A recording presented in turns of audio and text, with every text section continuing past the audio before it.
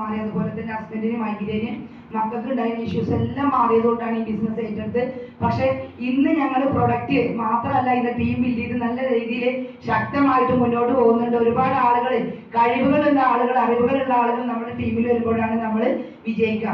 അങ്ങനത്തെ ആളുകൾ നമ്മുടെ നാട്ടിലുണ്ട്. ഒരുപാട് ആളുകൾ ഈ ബിസിനസ് പറയുന്ന സമയത്ത് ഞങ്ങളെ കൊണ്ട് കഴിയോ, എന്നെ കൊണ്ട് പറ്റുമോ, അല്ലെങ്കിൽ എന്റെ പ്രായത്തിന് നല്ലതാണോ, അത് അറിവുള്ളവർക്ക് പറ്റുന്നതല്ലേ എന്ന് ചോദിക്കാറുണ്ട്. പക്ഷെ എല്ലാവർക്കും ഈ ബിസിനസ് ഏറ്റെടുക്കാം.